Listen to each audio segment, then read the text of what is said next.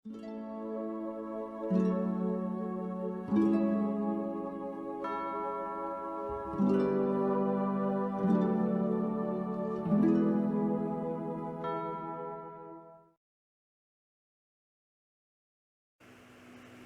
Ibu, dan saudara sekalian,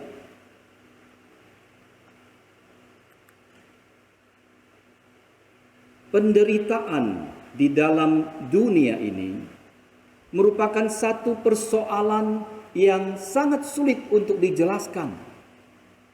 Sepanjang sejarah, kaum ateis, mereka yang tidak mempercayai Tuhan, mempertanyakan satu pertanyaan ini kepada orang-orang Kristen, umat percaya. Engkau mengatakan bahwa Allah yang kau sembah adalah Allah yang maha kasih, Allah yang baik. Tetapi kenyataannya, bagaimana mungkin Allah yang baik dan maha kasih itu mengizinkan penderitaan yang begitu banyak terjadi di dalam dunia ini? Mengapa Allah yang baik mengizinkan penderitaan? Ada begitu banyak bencana alam yang terjadi. Ada begitu banyak orang-orang yang menderita sakit penyakit yang tidak disembuhkan. Ada begitu banyak orang tua kehilangan anak-anak dan pasangan yang dikasihi. Terutama di masa pandemi COVID-19 saat ini, kita melihat penderitaan itu begitu nyata.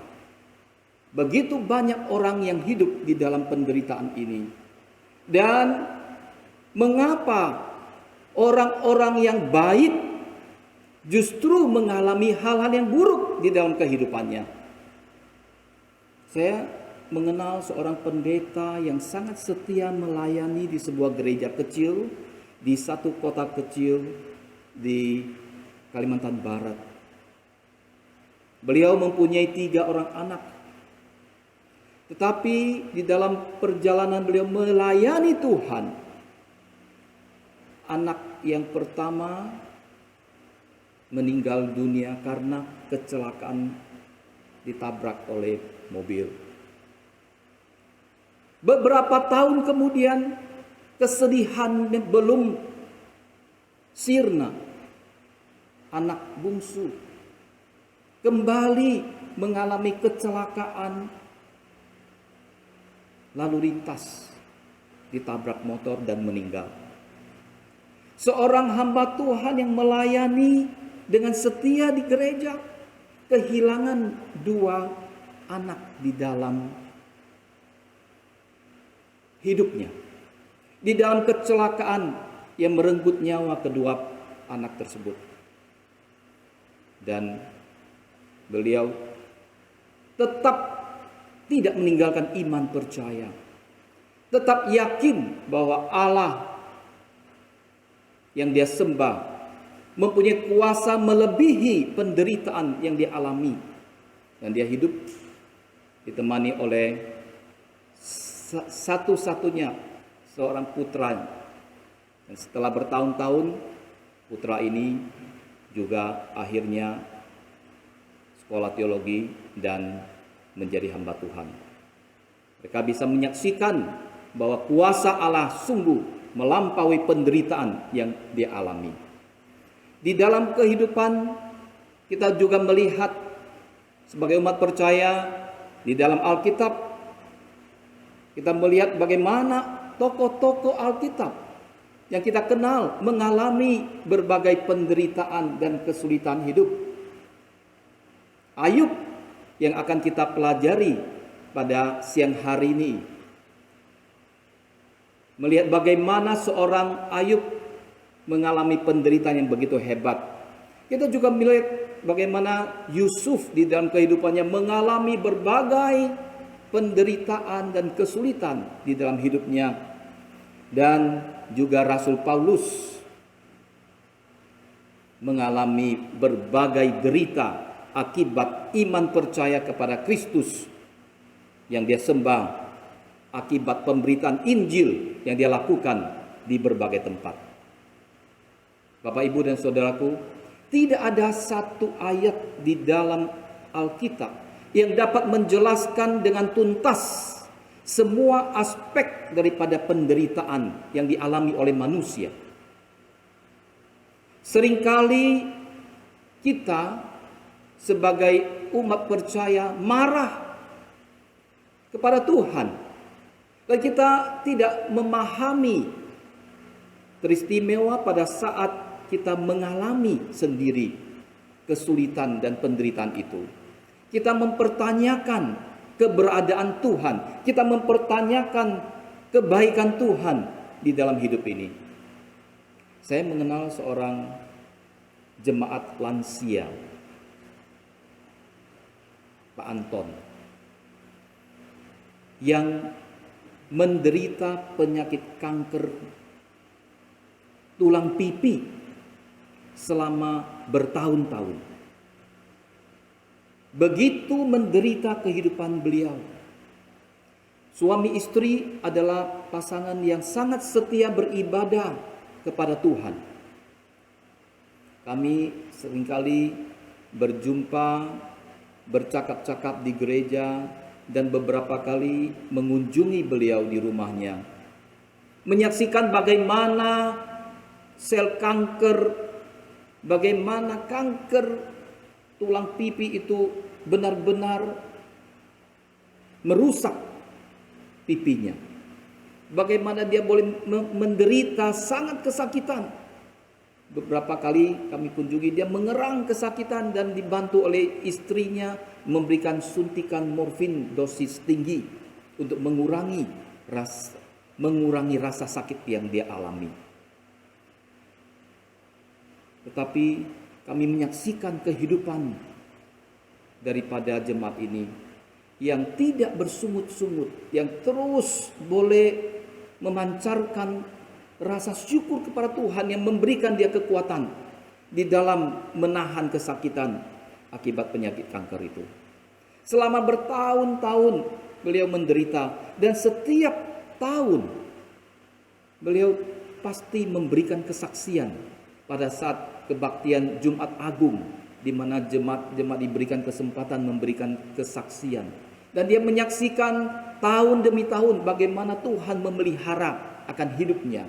Bagaimana dia bisa melewati masa-masa yang tidak gampang itu. Dan kesaksian beliau sungguh menguatkan jemaat. Sebagai salah satu bukti yang begitu nyata bahwa kuasa Allah melampaui penderitaan yang dia alami. Pagi hari ini kita melihat sosok seorang Ayub yang dikenal adalah seorang yang saleh, yang jujur, yang takut akan Allah, dan yang menjauhi kejahatan seperti yang tercantum di dalam Ayub pasal yang pertama, ayat yang pertama. Dan juga adalah seorang yang sangat tekun, yang menjaga kekudusan hidupnya, dan bahkan memperhatikan kehidupan daripada anak-anaknya. Tetapi Ayub yang tinggal pada saat di mana hukum retributif berlaku pada masa itu, justru mengalami sesuatu yang di luar daripada pemahaman orang-orang percaya pada zaman itu. Pada zaman Ayub, mereka melihat bagaimana orang-orang yang benar diberkati oleh Allah dan orang-orang yang jahat dihukum oleh Allah. Itu adalah hukum retributif yang terjadi, yang merupakan pemahaman orang-orang pada saat itu. Itulah sebabnya pada saat Ayub mengalami penderitaan, maka kita melihat tidak banyak yang bisa memahami mengapa orang yang saleh seperti itu mengalami begitu banyak tragedi di dalam hidupnya. Dan perikop yang kita akan bahas pada pagi hari ini yaitu di dalam pasal 42 ayat yang pertama sampai ke-6 menunjukkan bahwa Ayub mendapatkan satu pemahaman yang baru. Justru sebelum keadaan Ayub dipulihkan, kita melihat ada perbedaan antara Jadi kita melihat di sini bahwa Ayub memahami dan merespon kepada Tuhan. Di bagian pasal 42 ayat yang pertama sampai 6 itu justru sebelum kondisinya dipulihkan. Kondisinya dipulihkan itu dijelaskan di ayat-ayat setelah itu, yaitu ayat 7 sampai dengan yang ke-17.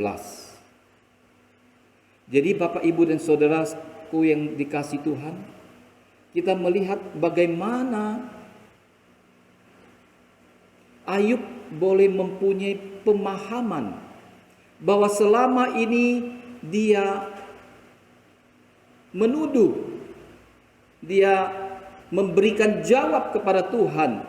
Dia melihat bahwa dia sudah melakukan semuanya yang baik, tetapi mengapa dia masih mendapatkan penderitaan dan tragedi di dalam hidupnya. Jadi Ayub 42 ayat pertama sampai 6 itu merupakan jawaban atas pergumulan yang dia hadapi. Dan pemulihan bukanlah jawaban atas pergumulan Ayub. Dia sudah menang sebelum dipulihkan. Dan pemulihan Ayub ini sebaliknya sebaiknya dipahami sebagai konsekuensi daripada kemenangan itu.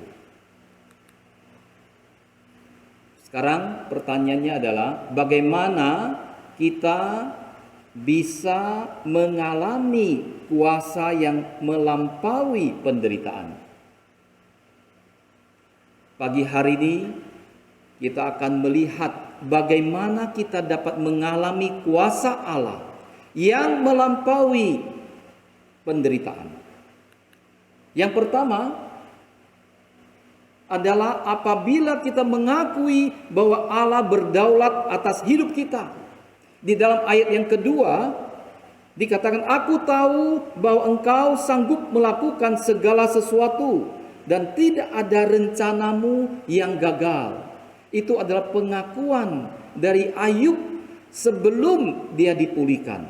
Tadi dijelaskan, ya, ini adalah Ayub yang menjawab Tuhan, melihat bagaimana Tuhan memberikan jawab kepada dia di dalam pergumulannya di pasal-pasal sebelumnya. Kita harus mengakui bahwa Tuhan berdaulat atas hidup kita. Pengakuan Ayub di sini diungkapkan sebelum keadaannya dipulihkan. Artinya apa? Yang dia maksudkan dengan rencana Allah itu tidak mencakup pemulihan dirinya. Pengakuan yang muncul sebagai respons terhadap perkataan Tuhan di pasal-pasal 38 sampai 41. Allah menunjukkan kedaulatannya yang mutlak atas segala sesuatu. Jadi Bapak, Ibu, dan saudaraku yang terkasih, di hadapan Allah tidak seorang pun, bahkan dengan segala kesalehan dan segala perbuatannya, tidak ada yang benar di hadapan Allah. Kita tidak dapat membanggakan diri. Itulah sebabnya pada saat Ayub mengalami penderitaan, dia sangat sulit untuk memahami hal ini. Mengapa dia yang sudah hidupnya saleh, dia yang sudah hidupnya baik, masih tetap mengalami percobaan yang begitu hebat. Dia kehilangan ternaknya, kehilangan anaknya, semua harta benda, semua harta miliknya dalam waktu satu hari. Sesuatu yang sangat sulit untuk bisa dipahami. Bahkan dia sendiri mendapatkan penyakit di sekujur tubuhnya. Jadi pada saat kita melihat bahwa rencana Tuhan. Yang dimaksudkan oleh Ayub di dalam ayat yang kedua, rencana Tuhan itu mencakup daripada perampokan yang terjadi di dalam kehidupannya, mencakup juga kehilangan semua harta benda dan penyakit yang diderita. Itu adalah rencana Tuhan. Tetapi harus kita ketahui bahwa bukanlah Tuhan yang merupakan agen yang aktif, tetapi Tuhan mengizinkan si jahat memakai manusia, memakai alam untuk memberikan penderitaan kepada manusia. Ada seorang tetangga saya yang juga jemaat kami di gereja Alam Sutra.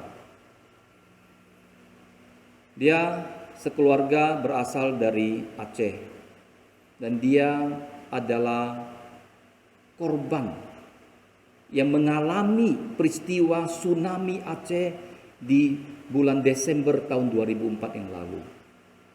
Kita mengetahui bahwa tsunami itu begitu hebat, meluluh lantakkan kota Aceh.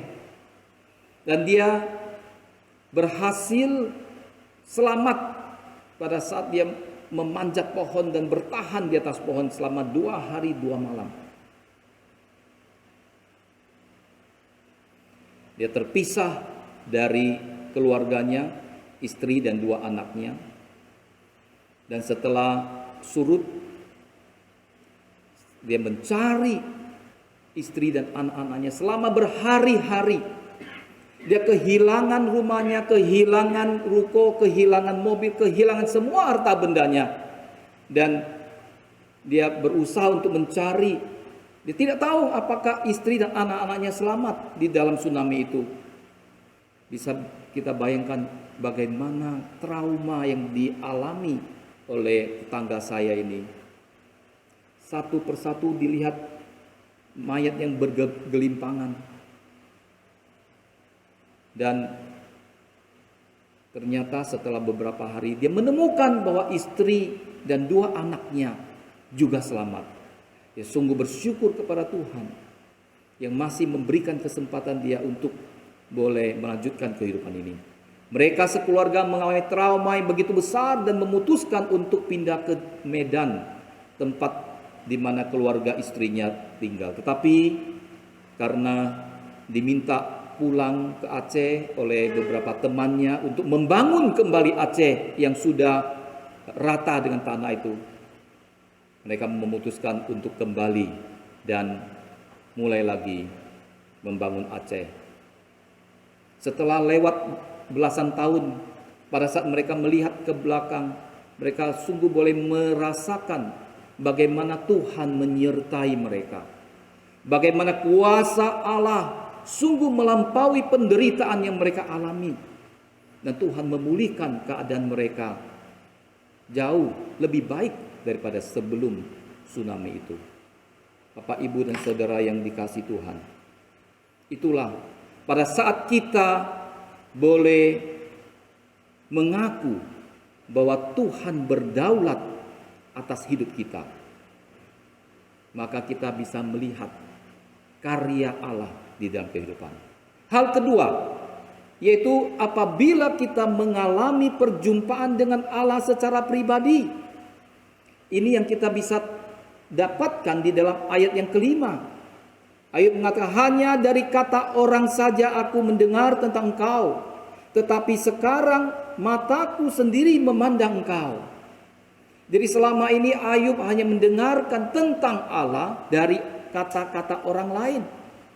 Dan sekarang dia boleh menyaksikan, memandang Allah secara pribadi. Itulah yang dinamakan dengan mengalami perjumpaan secara pribadi dengan Tuhan. Tadi dikatakan bahwa Ayub hidup di dalam kondisi di mana orang-orang mempercayai akan hukum retributif, di mana orang yang baik akan mendapatkan berkat dan orang yang jahat akan dihukum oleh Allah. Itulah sebabnya mengapa teman-temannya terus berusaha untuk meyakinkan Ayub bahwa Ayub pasti sudah melakukan dosa-dosa. Itulah yang menambah penderitaan yang dialami oleh Ayub. Ayub di dalam penderitaannya dan doa-doanya tidak berdosa terhadap Allah. Akan tetapi salah pengertian dan keluhannya terhadap Allah telah membuatnya nyaris sombong dan percaya bahwa kebaikan Allah itu tidak sempurna. Itu yang seringkali terjadi di dalam hidup ini. Pada saat kita merasa kita sudah bekerja begitu banyak untuk pekerjaan Tuhan, pada saat kita merasa kita sudah melakukan berbagai kebaikan, kita tidak bisa atau sulit sekali menerima apabila ada hal buruk yang terjadi di dalam kehidupan kita. Itulah yang terjadi di dalam kehidupan Ayub. Ayub puas bukan karena telah mendapatkan jawaban, tetapi karena wawasan yang baru bahwa hak-hak manusia bukanlah yang terpenting di dalam desain Allah. Kehendak dan kedaulatan Allah itulah yang terpenting. Itulah pada saat Ayub mengalami perjumpaan secara pribadi. Dia memahami bahwa kuasa Allah melampaui penderitaan yang dia alami. Ayub bertemu dan mengenal Allah secara pribadi. Bapak, Ibu, dan Saudaraku, seringkali kita akan salah paham terhadap sesuatu apabila kita hanya mendengar dari kata orang saja. Kita harus waspada mengenai hal ini. Selama bertahun-tahun saya mendapatkan informasi dari papa saya, dari kakek saya, bahwa paman yang tinggal di Singapura adalah seorang yang tidak baik. Mereka mengatakan kamu mempunyai seorang paman, ya, tinggalnya di Singapura, tapi dia itu orangnya tamak. Dia itu ya lebih jahat, yaitu dia mengambil alih tanah yang sudah dibeli oleh engkong saya, kakek saya. Ceritanya kakek saya berhasil di dalam usaha, ya, membuka restoran di Pontianak dan mengirimkan cukup banyak uang pulang ke Hainan, Pulau Hainan di China, untuk membeli sebidang tanah yang besar dengan rencana bahwa satu saat nanti dia akan pulang membawa anak-anak dan cucu-cucunya, ya, untuk tinggal kembali di kampung halaman.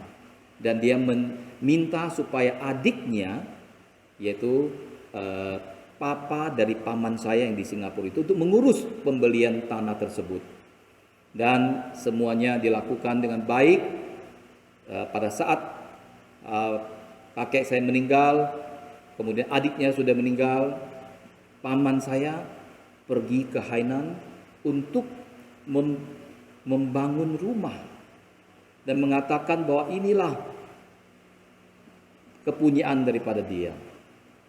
Nah, saya hanya mendapatkan informasi daripada berita tentang paman saya dari papa dan kakek, ya. Satu saat, pada saat saya sudah menikah, kesempatan berdua dengan istri mengunjungi Singapura, saya sengaja menyamperin, ya, paman dan menanyakan tentang masalah tanah warisan dan mendapatkan penjelasan daripada beliau bahwa sebenarnya yang terjadi adalah memang benar kakek saya membeli sebidang tanah yang cukup besar, tetapi karena tanah itu dianggurkan, ya, menganggur. Sistem daripada negara sosialis di sana adalah pada saat ada tanah yang menganggur, maka masyarakat setempat boleh datang untuk mengupayakan menanam dan bisa membuat tanah itu produktif dan bisa dinikmati oleh rakyat. Itulah sebabnya mengapa untuk bisa melindungi tanah tersebut, maka paman saya harus datang untuk mematok tempat itu, lalu menanam pohon, lalu membangun rumah. Jadi ini adalah milik daripada keluarga besar Ma, ya. Marga saya Ma, ya. Jadi keluarga besar. Dia bilang silakan kalau Yunus mau, ya, ke sana untuk boleh membangun rumah, tempat itu cukup luas untuk dibangun beberapa rumah. Barulah saya sadar bahwa selama ini saya mendapatkan informasi yang keliru dari orang tua dan kakek. Ya, ternyata paman saya adalah seorang yang baik, yang murah hati dan yang memperhatikan kepentingan daripada keluarga besar. Jadi kita penting sekali bukan mendengar dari orang lain, apalagi tentang Tuhan. Kita perlu mengalami sendiri. Apakah selama ini kita hanya mendengar tentang Tuhan dari penginjil, dari hamba Tuhan, dari penatua? Ataukah kita sendiri sudah mengalami perjumpaan secara pribadi dengan Tuhan? Itu yang akan membuat kehidupan kita mengalami perubahan. Dan yang terakhir, bagaimana kita bisa mengalami kuasa Allah yang melampaui penderitaan pada saat kita mengaku dan bertobat, menyesali dosa dan mengalami pertobatan. Seperti yang dikatakan oleh Ayub di dalam ayat yang ke-6. Oleh sebab itu aku mencabut perkataanku, dan dengan menyesal aku duduk dalam debu dan abu. Ayub mengakui kebesaran Allah, membuat Ayub mampu menerima realita hidup yang sedang dijalaninya. Ia mencabut gugatan yang pernah dilontarkan kepada Allah, dan Ayub menganggap bahwa pikirannya yang terbatas akan sanggup memahami keadaan yang rumit apabila Allah memberikan penjelasan. Seringkali kita juga mempunyai kecenderungan untuk merasa bahwa kita mempunyai banyak kelebihan. Pada pagi hari ini, biarlah kita boleh datang ke hadirat Tuhan. Kita boleh sungguh-sungguh berefleksi, memikirkan kembali bagaimana selama ini kita di dalam mengenal dan percaya kepada Tuhan. Kesempatan yang baik pagi hari ini kita untuk merefleksikan. Apakah selama ini kita sudah mengalami kuasa Allah yang melampaui berbagai kesulitan dan penderitaan yang kita alami? Mari saya memberikan waktu pada jemaat untuk sungguh-sungguh boleh mengambil saat hening, untuk memikirkan dan merasakan bagaimana supaya kita boleh mengalami kuasa Allah yang melampaui penderitaan itu. Pada saat kita mengaku bahwa Allah berdaulat, Allah is in control, Dia tahu dan Dia yang menguasai akan hidup kita. Dia berdaulat akan apapun yang terjadi dalam kehidupan kita. Pada saat kita mengalami perjumpaan secara pribadi dengan Tuhan, dan pada saat kita sungguh-sungguh menyesali akan dosa dan bertobat,